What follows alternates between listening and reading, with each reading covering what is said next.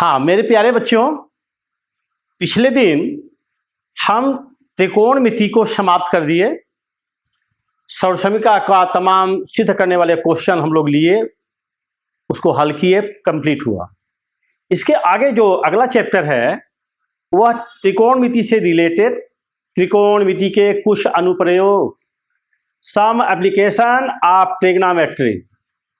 इसमें हमें ऊंचाई और दूरी पढ़नी है, हाइट एंड डिस्टेंस, इसको समझना है। इस पर आधारित हमें प्रश्नों को हल करने सीखना है। बच्चों, ऊंचाई दूरी टॉपिक स्टार्ट करने के पूर्व आपको कुछ चीजों को समझना है। उसमें 2 पॉइंट है, उन्नयन कोण एंगल ऑफ एलिवेशन और अवनमन कोण एंगल ऑफ डिप्रेशन। ये क्या है, कैसे जनरेट होता है, इसको ही केवल समझना है। क्वेश्चन के अनुसार फिगर कंप्लीट करना है। हाइट एंड डिस्टेंस में सदैव समकोण त्रिभुज बनेगा। समकोण त्रिभुज को लेकर के ही आपको क्वेश्चन को सॉल्व करना है। लेकिन हमें यह समझना है कि उन्नयन कोण क्या है, अवनमन कोण क्या है, कब ये बनते हैं, कैसे बनते हैं, कैसे हम फिगर में उसको शो करते हैं। देखो, मान लो यह एक खंभा है, खंभे पर एक चिड़िया बैठी हुई है। एक बालक इस बिंदु ए पर खड़ा है और वह पॉइंट सी पर बैठी हुई चिड़िया को देखता है। उस समय वह उसके द्वारा चिड़िया को देखते समय जो एंगल, जो कोण बनता है, उसी को हम कहते हैं उन्नयन कोण, एंगल ऑफ एलिवेशन। यदि हम कुछ ऐसी हरकत करें और पक्षी भी हमें देखने लगे, चिड़िया भी हमको देखना शुरू कर दे, तो उसके द्वारा जो कोण बनेगा उसे हम कहेंगे अवनमन कोण, एंगल ऑफ डिप्रेशन। अर्थात जब कोई व्यक्ति नीचे से ऊपर रखी हुई किसी वस्तु को देखता है, उस समय जो एंगल बनता है, जो कोण बनता है, उसे उन्नयन कोण कहते हैं। और जब ऊपर वाला व्यक्ति भी नीचे वाले को देखता है, अर्थात जब कोई ऊपर से नीचे झांकता है, नीचे देखता है, उस समय जो कोण बनता है उसको अवनमन कोण कहते हैं, एंगल ऑफ डिप्रेशन। हम समझते हैं आपको उन्नयन कोण और अवनमन कोण समझ में आ गया होगा। अब हम कुछ क्वेश्चन ले रहे हैं बच्चों। NCERT exercise 9.1 question number 2। Question है, आंधी आने से एक पेड़ टूट जाता है और टूटा हुआ भाग इस तरह मुड़ जाता है कि पेड़ का शिखर जमीन को छूने लगता है और इसके साथ 30 अंश का कोण बनाता है। पेड़ के पाद बिंदु, पाद माने जड़ बिंदु, पाद बिंदु की दूरी जहां पेड़ का शिखर जमीन को छूता है 8 मीटर है।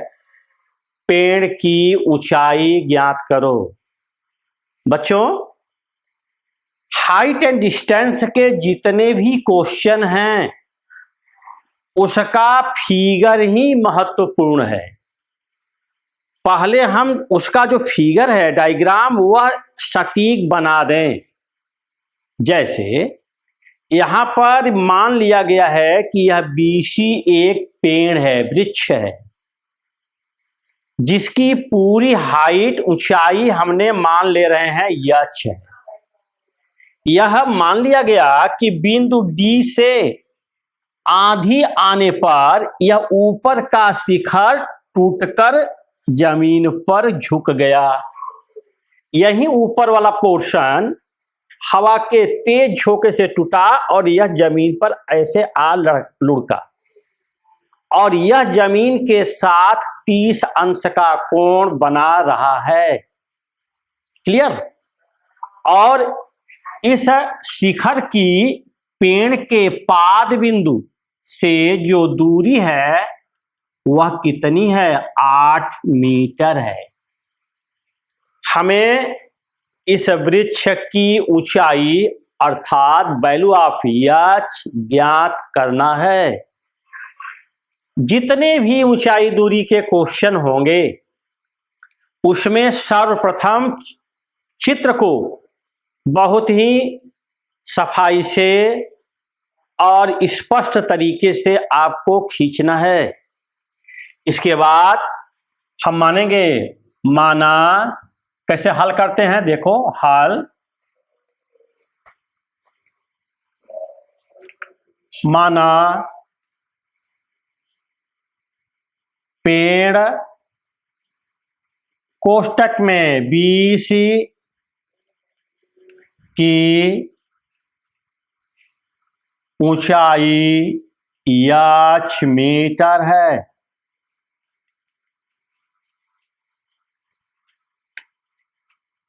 तथा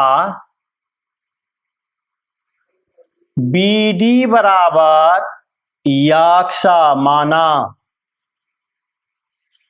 यह D से पेड़ टूटता है तो BD की ऊंचाई हमने x मान लिया, इसलिए CD इज इक्वल टू पूरी हाइट पूरी ऊंचाई बेटा h है, इसको हमने x माना तो बचा कितना?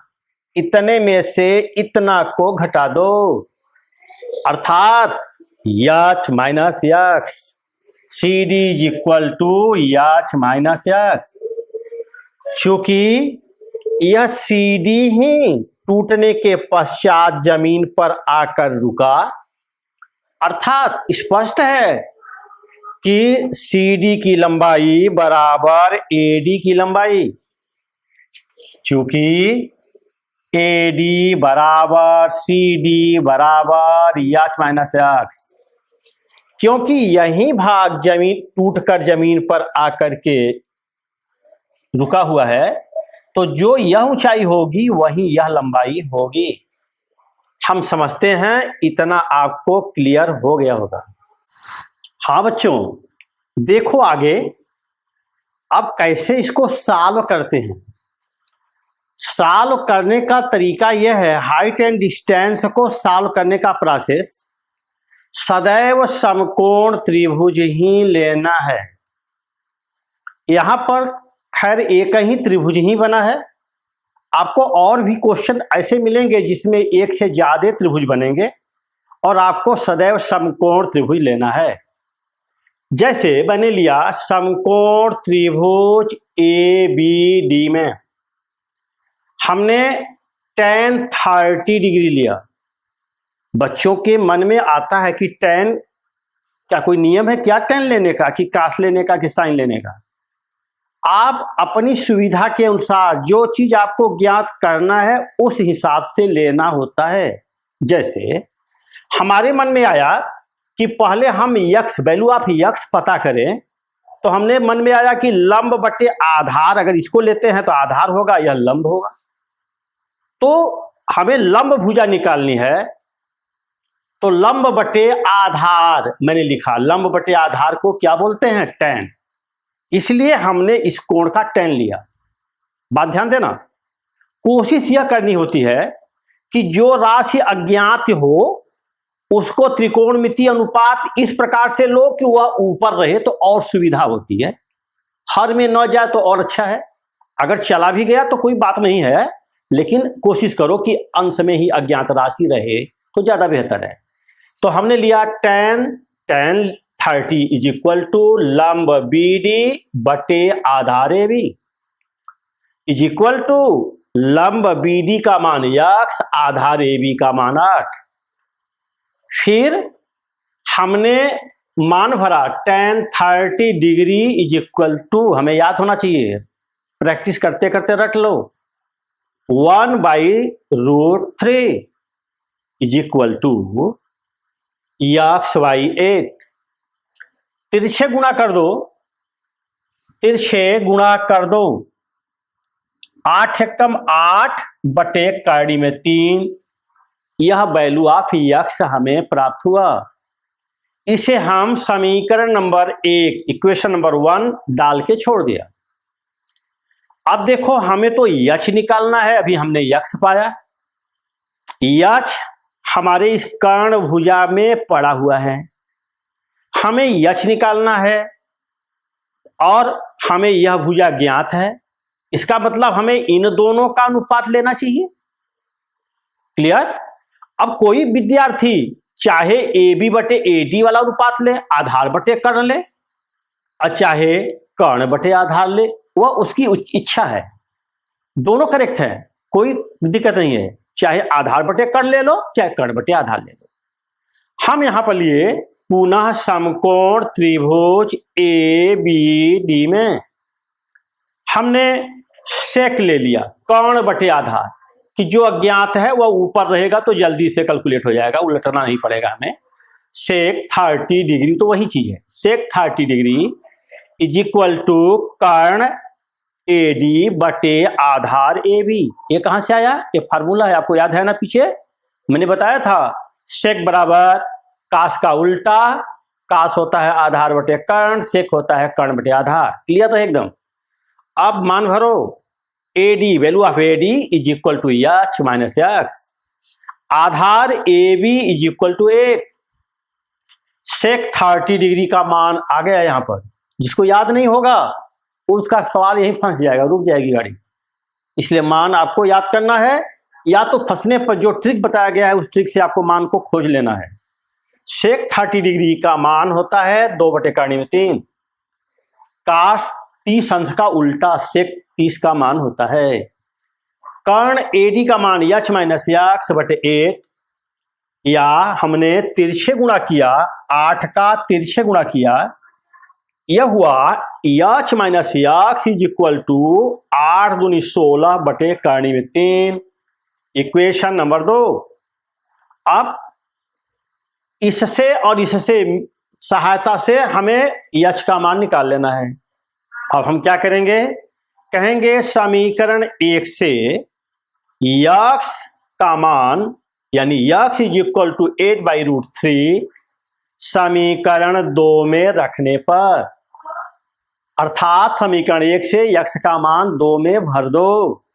देखो यच ऋण यक्स का मान 8 बटे करनी में 3 बराबर 16 बटे करनी में 3, या पक्षांतर कर दो, यच बराबर ऋण 8 बटे करनी में 3 को बराबर के दाहिनी ओर ले जाएंगे तो यह हो जाएगा 8 बटे करनी में 3 धन के साथ, प्लस निशान के साथ, या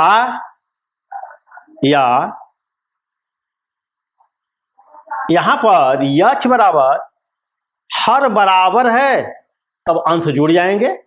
16 8 24 बटे करनी में 3।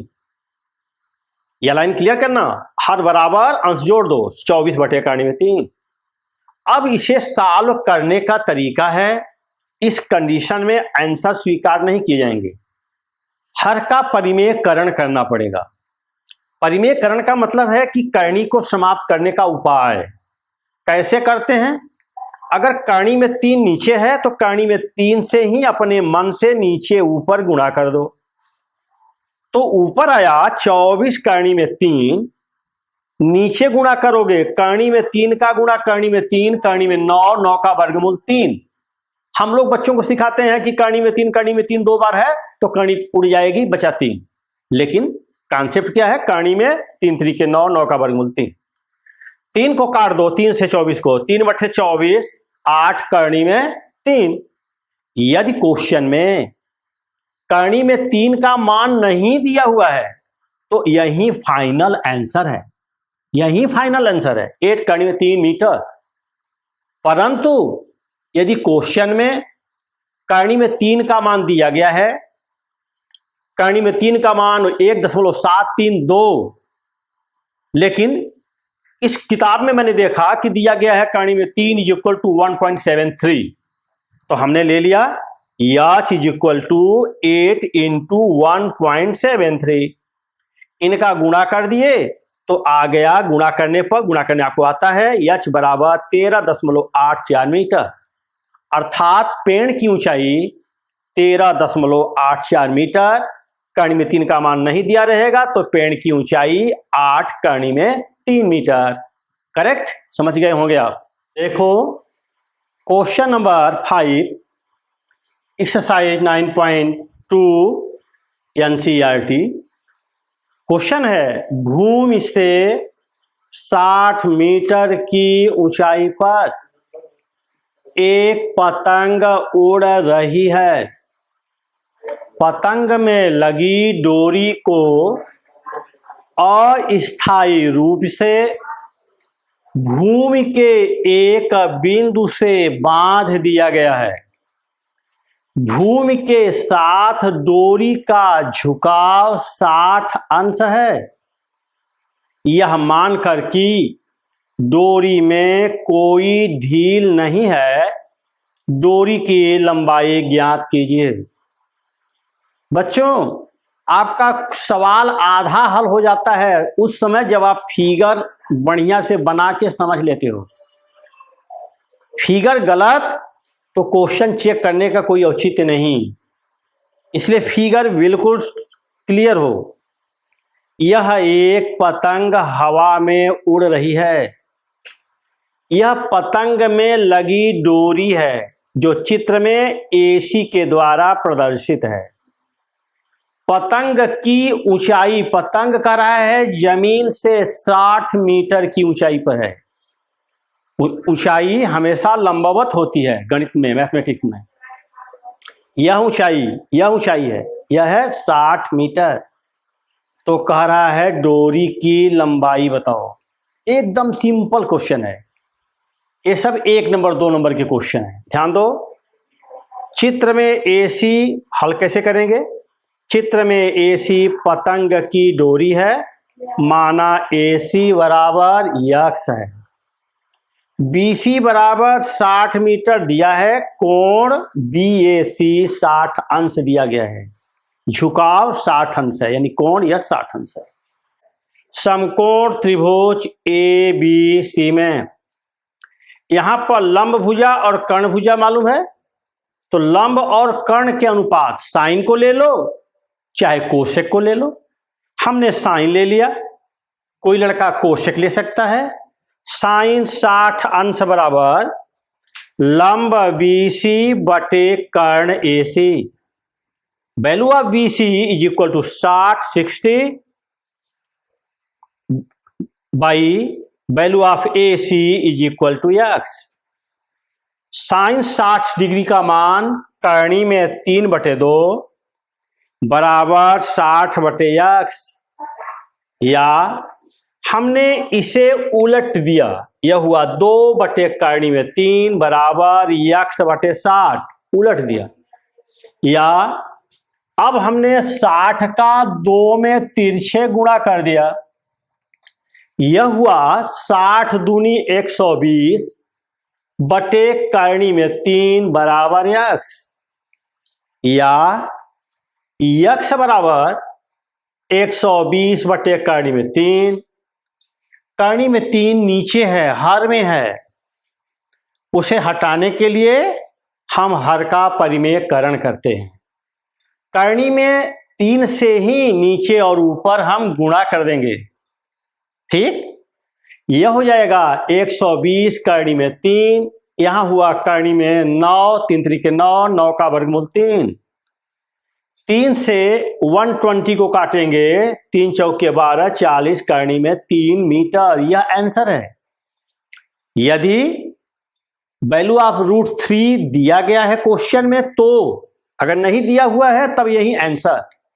अगर दिया हुआ है तो हम लिखेंगे x बराबर 40 गुणे √3 का मान 1.73।